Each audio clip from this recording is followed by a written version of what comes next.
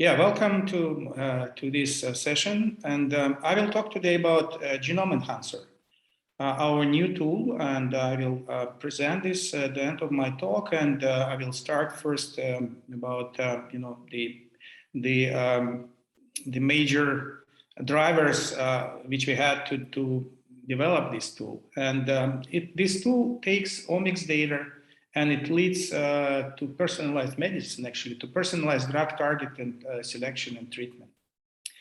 If we look nowadays into what's happening in the field of informatics, we see that deep learning and artificial intelligence getting actually momentum, and it's winning the race against humans. And in many fields, for instance, in image recognitions, in face recognition, where these algorithms can, very quickly recognize your face and, without really mistakes, much better than humans. And the question is, can actually artificial intelligence fight cancer?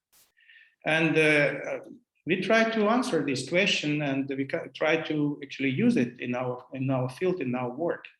And talking about cancer is actually really a disease, bad disease, and it has like a dragon, many heads.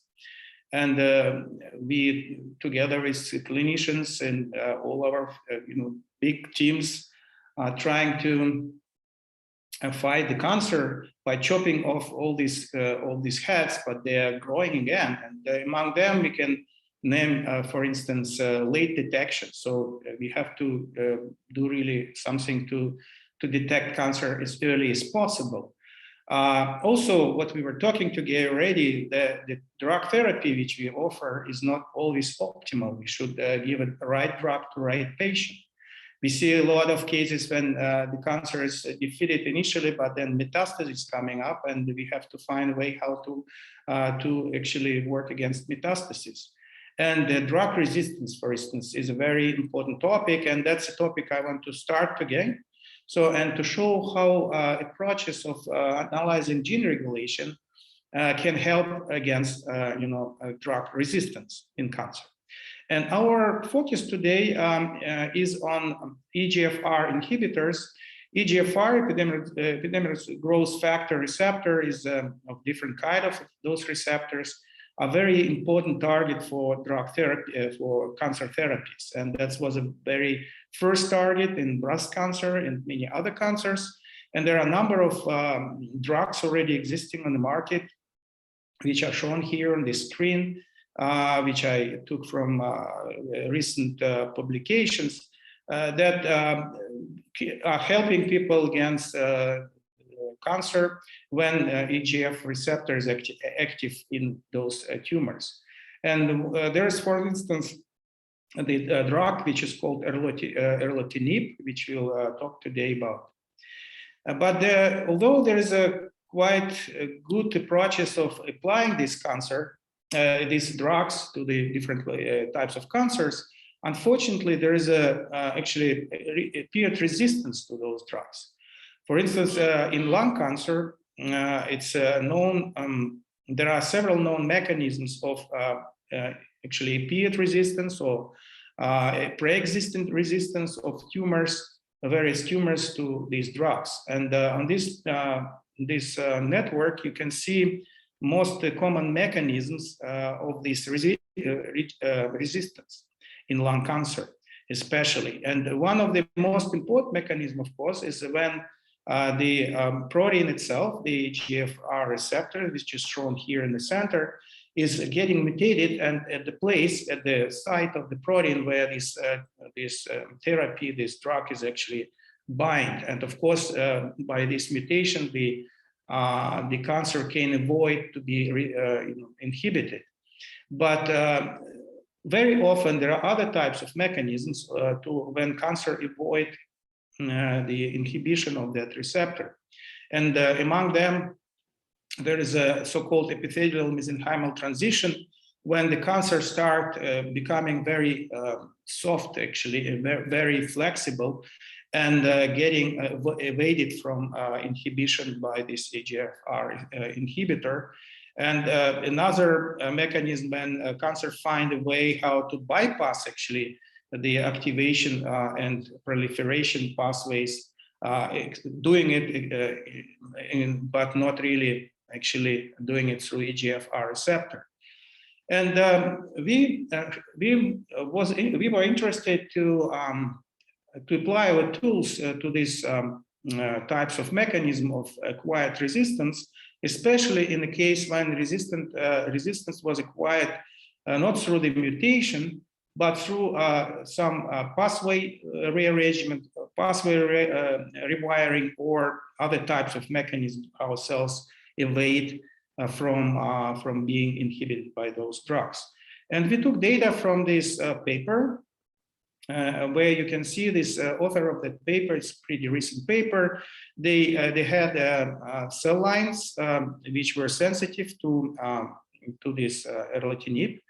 And these are cell lines from lung cancer. And they, with special technique, they were treating those cell lines with a small amount of those drugs for a long time. And they developed actually new cell lines which are resistant. They actually get resistant to this drug. And now they did RNA-seq to the sensitive cell lines and to the resistant cell lines, and they published this data. So we took this data, and what first we have done, we simply compared expression of those of all genes in the genome in the sensitive versus resistant. So here we have erlotinib sensitive, and here we have erlotinib resistant cell lines. And to our surprise, actually a lot of genes got changed their expression. Basically, if you see, if you sum up upregulated and downregulated genes, which were significantly, highly significantly up and down regulated, in total they cover actually almost half of the genome. And so the question is why these resistant cell lines, they got so massive change of gene expression. And our answer is, and our actually puzzle is, that probably something happening at the promoters and enhancers of those genes, and they are actually responsible for this massive change of expression in the whole genome. So, and what about these promoters and enhancers? So then we can make a bet. So we actually try to we would like to create a mechanism to recognize promoters which would be resistant to erlotinib. How we can do that? So if you look at the standard promoter and take information from our database transfact, so we know that promoter contains binding sites for transcription factors. And we were talking about that today already. And we know that there are short motifs, like in this case, there is a motif for AP1 transcription factor. And you can easily find these sites in promoters. So once you found it, you can actually guess that this promoter is regulated by AP1. There are some other sites for other factors which you can find. And you may find several of them in a complex rearrangement. So they have actually different composition of sites in the promoter. And you can think that it's like a face, right? So we see different features of that promoter in different distances, like on our face. And then the question is, can we apply similar mechanism like machine learning algorithms are doing for the face recognition also here? So can we recognize the face of the erlotinib resistant promoters? Okay, so, and our focus and our example promoter is in promoter of FIN gene. FIN is very interesting oncogene. It's actually a kinase which plays a very significant role in many different diseases and mechanisms of cell proliferation and apoptosis, and it's one of the central player of signal transduction. And we see that in these particular cell lines, the expression of this gene is actually 10 times higher in the resistant cell lines compared to the sensitive ones. And also, if you look in our human PSD database, we see that the FIN is associated as biomarker with not only with cancer, but with schizophrenia, with other diseases. It's really playing a lot of interesting keys in different diseases. And in particularly in cancer, we know that this kinase playing a lot of pathways and it's involved in cell migration, proliferation, differentiation, and many other processes.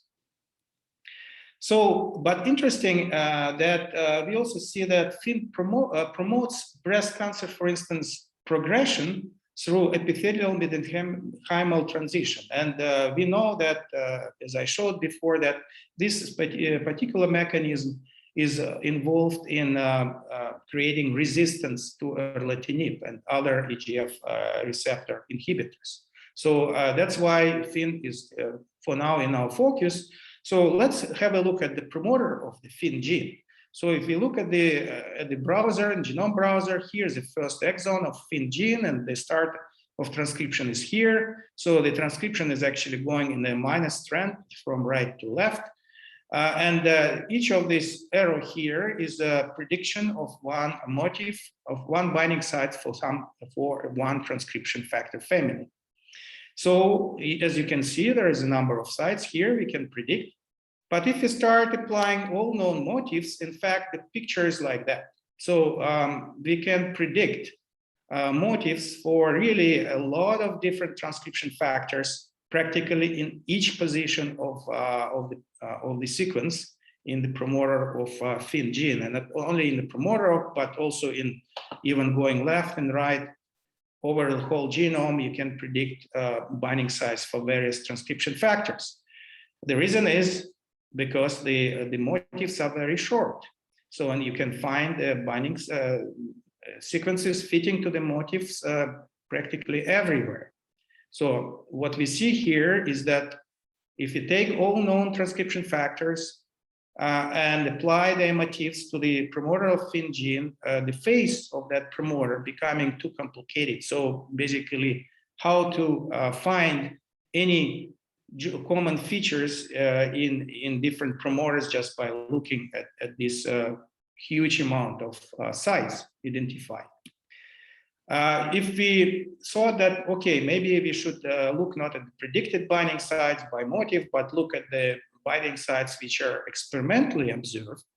And there are a number of ChIP-seq data available now from ENCODE project and from other projects. And we have a database, GTRD, which actually collects a lot of data about the ChIP-seq experiments. And when we map the ChIP-seq experiments for this particular promoter, we see similar picture that's not only predicted, but also experimentally observed binding of tons, hundreds of different transcription factors to the promoter of that gene. So how can we do anything with that picture? And then just lean back and thought, okay, but maybe we should think a bit wider. For instance, if you look at these people, people are very different, like promoters are different, but what is common between them? So just by a quick look through all these faces, you see that the common thing is a smile, right? So the faces are different, but the smile is in every face. So basically what probably we should do, we should find a smile in this set of sites. Basically, what is a smile? Smile is just a subset of features on our face which get changed in the face of whole face, and not all features are actually changing. The same here in the promoter, only few transcription factors probably acting in that particular situation. So let's try to find the smile in the rather than the whole picture of that promoter. And in fact, how to find smiles. So there are some recent machine learning tools which try to identify the human emotions, like I was trying yesterday, one of that tool on my mobile phone.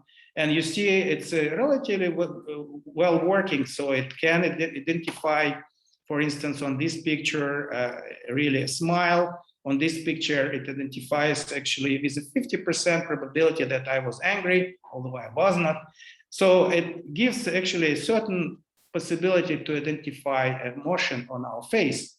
So we try to apply similar mechanism to try to identify this smile of a promoter, which correspond to this erlotinib resistance of that promoter. Or rather to say it's not a smile, it's a grin, that those promoter, that gets actually active in a particular bad situation and cancer gets resistant. And some years ago, we published an algorithm which is based on genetic algorithms, which helped us to identify subsets of transcription factor binding sites out of this huge amount of sites which you can find in the promoter. And that was published in 2006. And this algorithm actually applies a window, and it tries to identify which transcription factor binding sites are clustered together. And it has a certain parameters in that algorithm, like cutoff values, like the distances between those sites, and which sites are actually important, which are not important. So those parameters are optimized with this genetic algorithm, and it actually worked quite well. And in recent time, we in fact made various advances in that algorithm. So currently, the most modern algorithm which we have in our system is working not with the sharp borders of the window, but rather with a smooth weighting function, which allows some of the sites being not necessarily in the cluster, but maybe a bit aside, and going to function with a long distance interactions with those factors together. But this algorithm applied now to a set of promoters which are relatively resistant in our experiment, identifies a combination of transcription factors, which is present here as module 1 and module 2, is actually as two clusters of those sites, which include motifs for such factors like SOX, like KLF8, like FOXX, IRF4, so quite well-known factors which are involved in tumor progression and in tumor cell cycle regulation, immune response. Also, very interesting sites for glucocorticoid receptor in this case. And this cluster was relatively well represented in the promoters of upregulated genes which are relatively resistant, and discriminate those promoters from genes which didn't change their expression. So how does it look like? So basically, if now we look at those genes which are upregulated in our experiment, you see each line here, one gene, and this is a promoter of that gene, so the 1000 nucleotide long, and each of these little arrow here is one binding sites for a transcription factor, which are clustered together. And you see here this FIN gene, promoter of FIN gene, and here we see this cluster of the transcription factors, which are found to be in that model. And basically, what you see here again, so that's how many sites you can, in principle, find in that promoter. And these are the binding sites which are found by the algorithm to be clustered together in specifically commonly present in the promoters of the genes which are erlotinib resistant. And basically, that's like in this famous tale about Dr. Jekyll and Mr. Hyde, when the same person was changed in night and day, and you cannot even recognize it, but in practically the same person. So the same here. So we see this, the cancer green in that promoter of the FIN gene. So this cluster, when it's appeared and when it's getting, when those transcription factors getting active, and they can bind to those binding sites altogether, and they start, these promoters start acting in the wrong way. So to model it a little bit from the physical point of view, so we can say that it may be like in a puzzle. So when we have a DNA of that promoter, which basically didn't change. But what happened here is maybe epigenetic changes. So the certain regions of that promoter get active, get open, and other regions can get closed. And since it's not an exact puzzle, but so-called fuzzy puzzle, so basically those transcription factors, they are binding to their targets pretty loosely. So you see they're dynamically coming up and down in my presentation also. So in the case of, in a normal case, this gene has to be silent, which potentially probably is often done by a repressor binding to a particular site of that promoter. But then when other factors like these ones getting active, they may kick off the repressor and made a completely different complex on that same promoter sequence, and this gene become active. And we call this a fuzzy puzzle concept. So that help us, basically such algorithm helped us to identify which transcription factors are getting active in that situation when the genes getting upregulated. But then the next question is, which we can ask, okay, we found those transcription factors, but what next? So what can we say how these factors get active? And we know that transcription factors getting active through some signal transductions going on in the cells, in cancer cells. And if we follow the network of signal transduction upstream from those transcription factor, we can ask a question whether we can find a so-called master regulator. So a protein like a receptor or maybe kinase or some adapter, which activation of that protein, signal transduction protein, can lead to activation of all those transcription factors altogether. Once we find such master regulator, we may think about finding a drug which it can interact with this master regulator and inhibit it. So by inhibiting just one or few master regulators, we can in fact control activity of a number of transcription factors which get really wild here in that cell because they start binding to huge amount of transcription, huge amount of promoters opened there, and they regulate, make them active or downregulate tumor suppressors. So and that's why by just doing a few interventions we can control a lot of genes. So and of course, this what Daria mentioned in the first talk, that what we should consider there, that these signal transductions pathways, which we know in the normal cells, they got completely corrupted or changed in the tumor. So we call this process walking pathways. Others may call it as rewiring of networks in the tumor. An important part here is that those pathways, they got a lot of feedback loops, particularly positive feedback loops, which are shown here in red. When a certain kinase or receptor activates signal transduction pathways, which are in turn activate transcription factors, which then switch on the genes which are encoding the same component of the signal transduction pathway. So that mechanism then self-inducing. So, and that this system gets completely auto-controlled and cannot be controlled from outside. So for us, it's important to find such master regulators that are not only capable of activating those transcription factors we detected, but also having a control with a positive feedback loops in the system.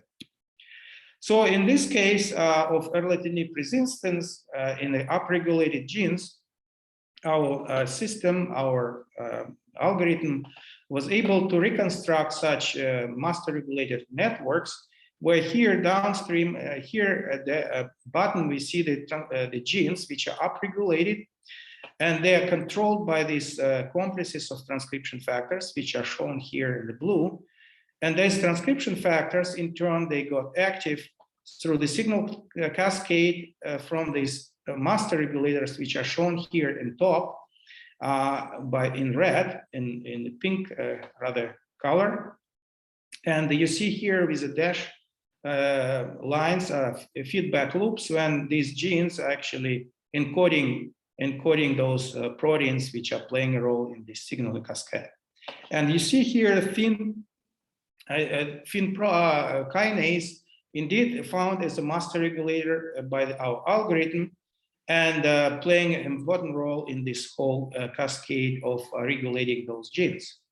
So indeed, it was a good guess that FIN is important. And when the algorithm got further from, as I said, finding those master regulators, the next step would be to search for the drugs which can inhibit those master regulators, and then rank those drugs accordingly. So giving higher rank to those drugs which can inhibit more master regulators from our list. Then we see that the algorithm gets a ranked list of drugs. And for instance, here at the top, we see the drug called dasatinib, which is an inhibitor of several kinases, including FIN, but not only, also SRC kinase and other kinases. And as you can see here, for instance, SRC kinase here is also active. So basically, a lot of master regulators found here in our analysis are actually actual targets of this drug dasatinib, and this drug is known as for leukemia. But here it may be also used as a potential off-target drugs, which we were talking today about. There are other drugs proposed by this algorithm which are going down in the list. What is interesting, we can also propose new drugs which are not only based on existing knowledge about drug targets, but which are based on cheminformatics analysis. Basically, we take a drug structure and with a special software which is called PAS, we predict to which targets this chemical compound can be bound. And if we see that these targets which we found for this chemical compound intersects a lot with our list of master regulators, we can propose this drug as a potential, experimental drug in this case. So if we talk about this dasatinib, in fact, that's a known, inhibitor of kinase. It's mainly used in leukemia, and it's approved as a drug for leukemia. But actually, recently, there's a number of studies showing that dasatinib is actually affecting EMT mechanism, this transition mechanism, which is happening in case of resistance to erlotinib. And for instance, in this recent paper, they showed that dasatinib actually affecting positively against this resistance against erlotinib, and can be used potentially experimentally as a lung cancer, treatment together in this combination. There's another study recently when actually in another cancer, in colorectal cancer. So they prepared a cocktail of different drugs, including also erlotinib and dasatinib together. And they showed that this cocktail can inhibit growth of the cancer by inducing apoptosis. And it's definitely considered a very good way of preparing cocktails, synergistic cocktails against certain cancers. And well, not recently, but some time ago, there was several clinical trials initiated for this combination between dasatinib and erlotinib, especially for small cell lung cancer. Some of these phases were positive, some are not yet finished. So, but this is a very promising way of combining these types of drugs. And as you can see, our predictions put this drug in the top of the list, and indeed, that's a valid approach. But what I was telling today is actually a clear algorithm how we analyze gene expression data in cancer, and how this gene expression data can be interpreted, and when we can predict particular drug targets and drugs. But the dream is to make all this process fully automatic, like in case of automatic cars. This is our dreams, that we would sit just in the car, relax, and the car will drive itself. So the same, we would like to have here a completely automatic pipeline, and we call it Genome Enhancer, when the user just put data in the beginning, and then it's working completely automatically. It looks like that. So basically, it's like an automatic car. In front of you, there is a road. So where you enter your account, and then it gives you a box where you can drag and drop basically all kind of data which you have. So if you have, for instance, transcriptomics data, like in the case I presented, RNA-seq data on resistant cell lines, you can drop it here, FASTQ files. If you have epigenetics data, for instance, you have ChIP-seq data or ATAC-seq data, or data on DNA methylation in the form of BAD files or FASTQ files. You can drag and drop it here. You have proteomics data, you have metabolomics data, or even genomics data when you have BCF file with discovered mutations in various regions of genome. You simply drag and drop here, then you make some few steps of defining what is your experiment, what is your control, and then you press the button and wait until this artificial intelligence is working for you. And at the end, you get the drug targets, the mechanism, and the drug prioritization. It looks very simple, but actual schema, how Genome Enhancer works, is quite sophisticated. It's in fact start from the data. It goes first to find enhancers.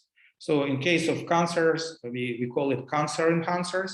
So basically, we see in the 5' regions of the genes, in all other regions around the genes, we see those clusters of binding sites which can enhance expression of those genes. And then we search for transcription factor in those enhancers.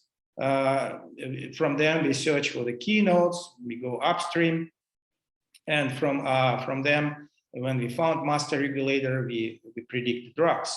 And you see all the types of data like transcriptomics, genomics, epigenomics, metabolomics, or proteomics. They enter this pipeline in different steps, helping each other. So for instance, if we know the gene lists which are upregulated, and we know which part of the genome actually opened through the ATAC-seq experiments, then these two types of data are combined, and enhancers are, we search for enhancers not just in any regions around the genes, but in a particular regions which are shown to be opened by ATAC-seq experiments.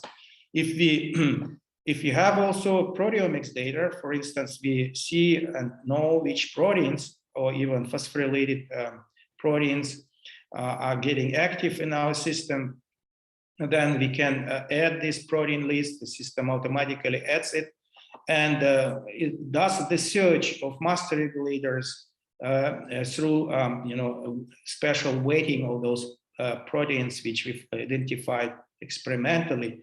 So each of these type of data help each other to get the final drugs. And to validate this this active tool, this Genome Enhancer tool, we actually tried a very simple experiment. There is a very nice resource called Cancer Cell Line Encyclopedia, where actually there's around 1,000 different cancer cell lines collected, and with all those cell lines were profiled by transcriptomics, genomics, epigenomics. There is a lot of omics profiles done on those 1,000 cell lines. It's actually done in NIH, and then we took one set of cancer cell lines which were treated, which were checked with anti-cancer drug called lapatinib. This is an inhibitor of EGFR receptor, but a very specific inhibitor. And among those cell lines, we found 500 cell lines which were treated with lapatinib. And among them, there were some cell lines which were very sensitive to lapatinib. So this is a sensitivity to the drug, and some which were completely resistant. So they were actually showed zero sensitivity to lapatinib. So we took those top cell lines, top sensitive and top resistant. We put this RNA-seq data as a FASTQ files in our Genome Enhancer and started the analysis. So it took us 2 hours of automatic analysis, and basically it first detected differentially expressed genes. Then it runs this genetic algorithm to find which of the transcription factors are actually discriminating upregulated genes, promoters of upregulating genes from the non-change genes. Then it started the master regulator search, identified those master regulators, and most important of them, like EGFR, popped up immediately. And then it started prioritizing the drugs, and bingo, we have the lapatinib at the first drug in our list. So it seems algorithm works, and we are trying now on other types of cancer cell lines resistant to other therapies, showing again and again that basically the algorithm of such a master regulator search often works well, predicting the correct drug. So basically, we predict which drug is which cell line is active and which cell line is resistant to that particular drug. And actually, since this is a artificial intelligence, so we can even relax more and tell this program not only to analyze the data and give us a dry output of those tables of drugs, but actually write a paper about all this. And that algorithm does it for us. So basically, it writes this report in the form of scientific publication, putting all these intermediate results together in papers and tables, also drafting automatically a brief mechanism how this sensitivity here works, and then finally give a list of predicted drugs, give also explanation of the methods and all the references which are mentioned in the paper. So of course, this is a draft which can be used further for preparing your own publication, but it's a give all available information for your paper. So as you can see that Genome Enhancer was quite instrumental for helping us against drug resistance. I would like briefly also mention other implementations like late detection. So recently we published a paper where a similar approach was applied not only to detect drug targets, like in cases that I showed, but also to detect actually biomarkers which can be used for the early detection of a particular cancer. This was applied to data coming from a SysCall project on colorectal cancer with 300 patients, where various omics data were available, particularly gene expression data and DNA methylation data. And that was combined by Genome Enhancer. And again, Genome Enhancer came up with such a network with a positive feedback loops and identified the master regulators. That was important, but for us in this case, we were searching for biomarkers. So the DNA methylation position in the promoters of those master regulator genes, and that was done by the algorithm, and which then we got a list of 6 biomarkers, 6 positions in the promoters of these 6 master regulator genes, and which can be detected. This methylation status of that positions can be detected in the liquid biopsy in blood, basically, and we validated that, and it was published recently in an independent cohort, and the success rate was around 93%. So it was pretty sensitive and specific, even if we do it in liquid biopsy.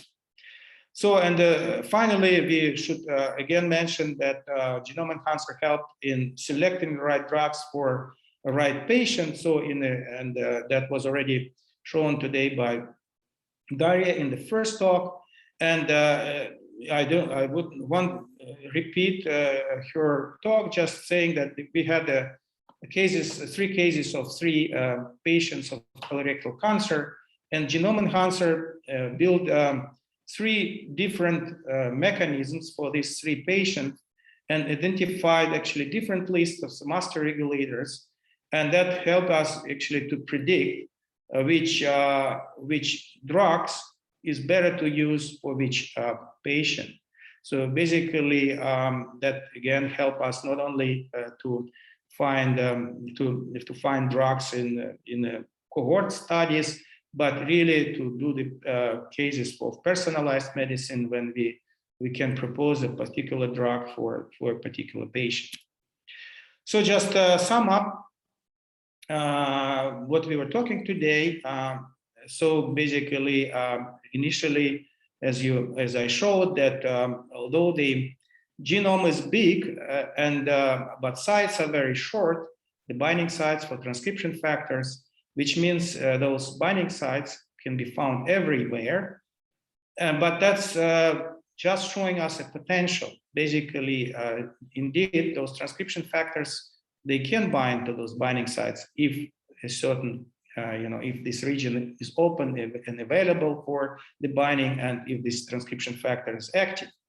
So, we found a mechanism how to deal with such a, really redundant data, I would say. We should search for the combinations of binding sites and try to find the cancer enhancers, in the sense that we try to find those combinations of transcription factors in the 5' regions of genes, in introns of the genes, in long distant regions of the genes, which can drive and activate multiple genes, and then they lead to the proliferation. So that search for the combination of binding sites is done with a concept of fuzzy puzzle. And then next step is actually so-called working pathways. When once we know the transcription factors, we can start searching for so-called master regulators with the help of feedback loops. We can identify them, and then all these algorithms putting together are now available in Genome Enhancer as an automatic pipeline, where, as we hope, this artificial intelligence help us to fight cancer. And I want to thank our team and also show our received funding. Thank you very much. And I'm open for the questions. So, Alexander, thank you very much for your presentation. And we already have first question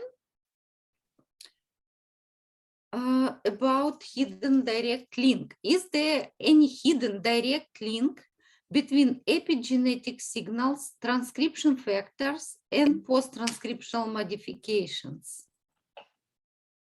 Okay, thank you for your question. Yes, that's exactly what we are trying to do. We want to link things together.